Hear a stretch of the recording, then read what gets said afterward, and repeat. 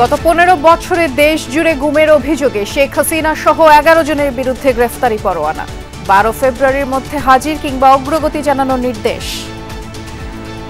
আগামী 12 ফেব্রুয়ারি এই মামলার পরবর্তী দিন ধার্য করা হয়েছে। এই অপরাধের সাথে যারাই জড়িত থাকুক তারা কেউ রাষ্ট্রের চেয়ে বড় না, কেউই আইনের ঊর্ধ্বে নয়। কাল রাত 11:30টায় রয়্যাল এয়ার অ্যাম্বুলেন্সে লন্ডন যাত্রা করবেন বিএনপি চেয়ারপারসন খালেদা জিয়া। এয়ারপোর্টে রিসিভ করবেন তারেক রহমান। 5 আগস্টের পর ধীরে ধীরে স্পষ্ট হচ্ছে বিএনপি জামায়াতের আলাদা চরিত্র। আদর্শিক কারণেই ভিন্ন দুই দল বলছেন নেতারা। যারা মুক্তিযুদ্ধের বিরোধিতা করেছে, যারা মুক্তিযুদ্ধের বিরোধিতা করে এখন পর্যন্ত ক্ষমা চায় নাই, তাদেরকে প্রতিদ্বন্দ্বী মনে করে না। নির্বাচন করলে ভাই ভাইও তো ঝগড়া করে। যখন মানুষ তারা নিজেরা নিজেদের কথা বলবে, আলোচনা করবে, তারা নিজের স্বার্থের কথাটাই বলবে, এটা স্বাভাবিক।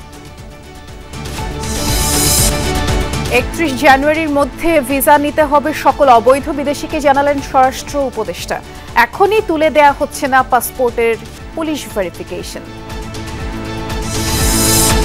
এফডিসিতে শেষবারের মতো প্রবীর মিত্রের মরদেহ। চোখের জলে বিদায় জানালো সহকর্মী অনুজরা। বিকেলে আজিমপুরে দাফন। যেদিন কথা বললাম সেদিন রাতেই উনি মারা গেলেন। শেষ দেখাটা আসলে মামাকে দেখতে পারলাম না। বাবা বলেন, ভাই বলেন, বন্ধু বলেন, সবই ছিল আমাদের। ওনার সবসময় উনি আমাদেরকে বন্ধুর মতো ভাবত। গুড়িয়ে দেয়া হচ্ছে আন্তর্জাতিক কল ব্যবসার সিন্ডিকেট। আওয়ামী আমলে 7,500 কোটি টাকা হাতিয়ে নিয়েছে চক্রটি।